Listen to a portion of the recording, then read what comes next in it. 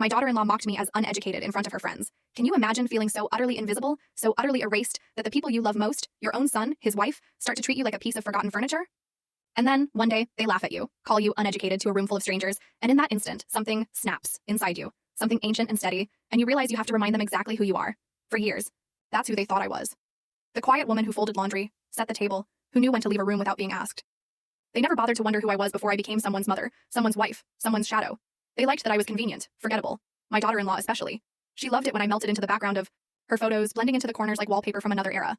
So when she stood there in front of her friends and laughed at me, called me uneducated as if it was a punchline, I didn't argue.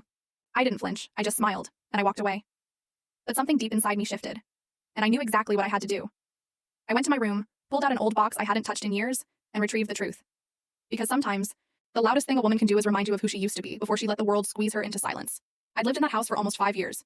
It was supposed to be temporary, just a short stay after I sold my old home, until I figured out what was next. But life has a way of folding itself into corners, of settling into patterns you never meant to repeat.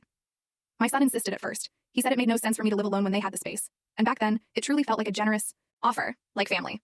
In the beginning, I helped with everything. I'd cook breakfast before they woke up, fold laundry quietly, leave neat piles outside their bedroom doors. I'd pick up groceries. I made myself invisible, the way only older women seem to learn with time, present, useful, but never loud enough to disturb the rhythm of younger lives. But as the months slipped into years, that invisibility stopped being a choice. It became an expectation. I'd sit at the kitchen table in the mornings, reading an old paperback while they scrolled through their phones, exchanging plans I was never a part of. There was a time my son used to ask for my advice.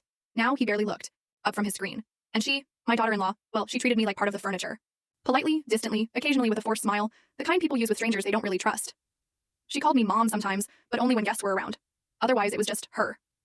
Not in a mean-spirited way, just cold, as if acknowledging my presence was an inconvenience. I told myself not to take it personally. After all, it was their home now. They had careers to grow, dinners to host, friendships to nurture. I was just a placeholder from another time, a relic who didn't understand the language of their ambition, or their jokes, or the way they measured self-worth by LinkedIn titles and brunch reservations. I tried not to mind. I made sure dinner was always ready when they came home. Pot roast, lasagna, slow-cooked stews that filled the whole house with warmth. Sometimes I'd hear her sigh before she even reached the kitchen, complaining under her breath about heavy food, about cutting, carbs. I'd offer to make something else. She'd say it was fine. She always said it was fine, but her face told me otherwise. She'd rearrange things in the fridge after I organized them. She replaced my dish soap with eco-friendly brands that made my hands crack. She started labeling the spice jars, not because I forgot them, but because she didn't like the way I placed them. Little things, really, but they added up like paper cuts, small silent dismissals that reminded me of where I stood. Full story on the channel, link below, click now and watch what happened next.